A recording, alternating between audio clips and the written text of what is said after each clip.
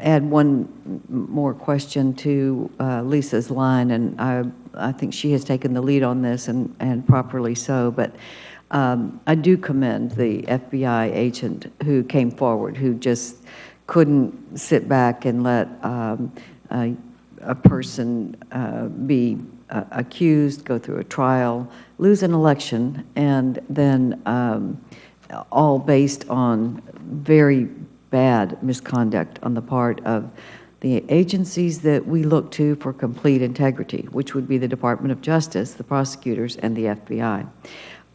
There were others that were implicated with the FBI in some of the alleged misconduct. And my question to you is, what are you doing to deal with the allegations, which I assume will come out in a report or the OPR report, if the agents are found to still be in the FBI and have been actually, to your satisfaction, part of the scheme that was put together to convict Senator Stevens? Well, at the outset, Justice Department OPR led the investigation. We participated and contributed to that investigation.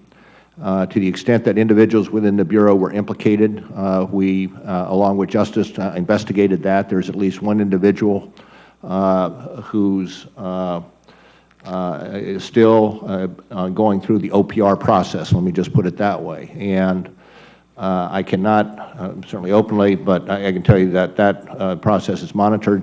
But it goes through our process where the person has an opportunity to respond to the charges and the findings, and that process is underway. And then at the end, when it's resolved, we'll take a look at it and determine what lessons need to be learned, what is the appropriate punishment for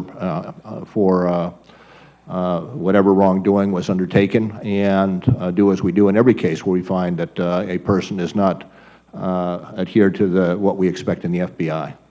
I would just ask if you would share the final result of that investigation and your actions with this committee. I'd have to look into that, but I would expect that that we would report to you on what we have done.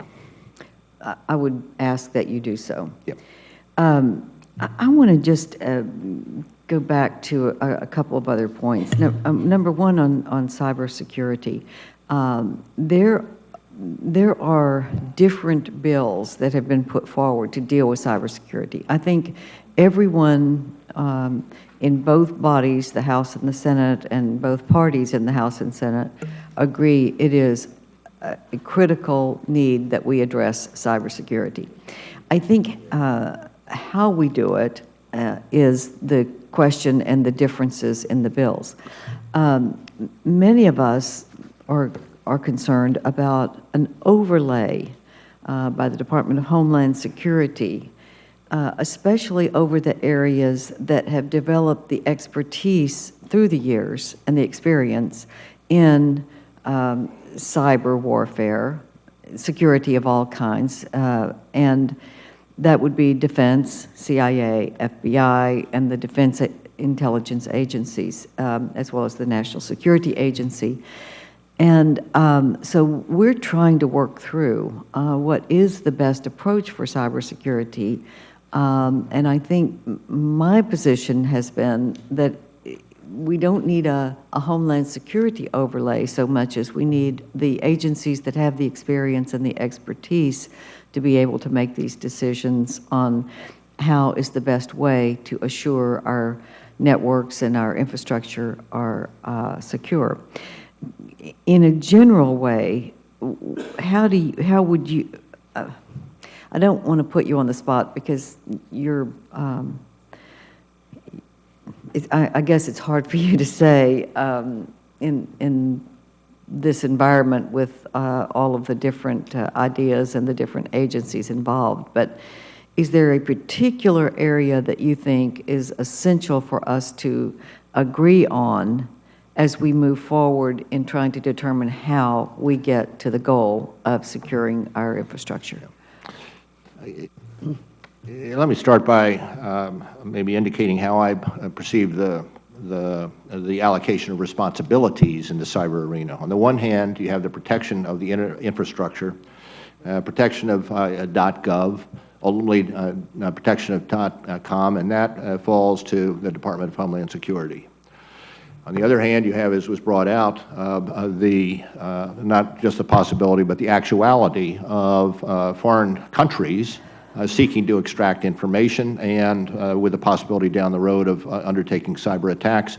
That falls generally with the intelligence community overseas, NSA, CIA, and the like. In the middle becomes domestic intrusions, and determination whether that domestic intrusion is from a criminal, an organized crime group, a nation state, or a teenage hacker. We have 56 field offices around the country. We have 56 cyber squads.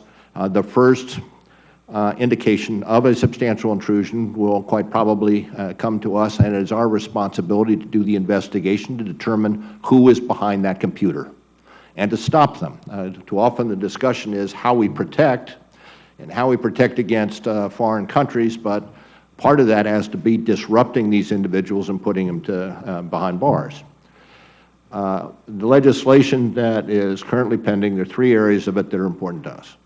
One is, to the extent possible, ultimately of having a required notification to the Bureau of an intrusion.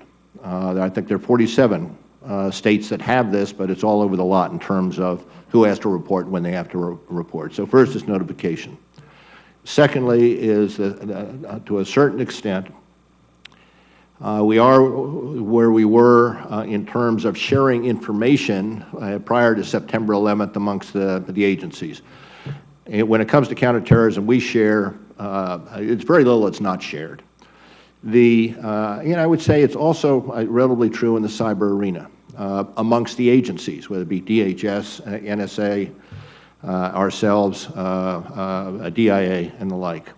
But so important to this is what you point out is both the experiences and the expertise in the private sector. This is where it's different from addressing terrorism, because the private sector has to play a substantial role. Private sector runs our critical infrastructures. Now, how you execute that, whether through this statute or not, is really up to others. My concern is the sharing of information so that we can determine who is responsible for this and lock them up. And perhaps the third area is the necessity of building up the expertise in the Federal Government amongst all of the agents, and the outreach to the private side, not only building up the expertise, but also the outreach to the private businesses so that we become partners in ways that we have not in any other criminal arena. Well, you have really highlighted an area that makes this whole intelligence, security, holding accused terrorists without charges being filed. We're not dealing with an enemy that is a nation state like we have in the past. So if you picked up a person that was in the German army or in the intelligence arm of the German government, you would know in World War II that you had to hold that person in the military sense. But when it is organizations like Al-Qaeda and others that have attacked our country, but yet are not, they're not under the rules of war as we accept it. The Geneva Conventions don't affect them. It makes it very difficult to deal with any kind of the intelligence areas when you're dealing with an enemy of our country, but not a nation state. So that's something that we're all going to have to deal with in, I hope, a realistic way, because I'm with Senator Graham on this. I think we need Guantanamo Bay. I think we need the ability to hold people that are suspected terrorists that have associations with Al-Qaeda and other networks that deal with Al-Qaeda. And I don't want us to give up our capability to protect our country from another attack from one of these entities that may not even be in an organization yet. So I know you're wrestling with it. We are too, but I'm going to come down on the side of protecting our people with an asymmetric war that we have. That's what we're given to deal with, and we've got to do it in a way that protects America. Thank you. Thank you very much, Director Mueller.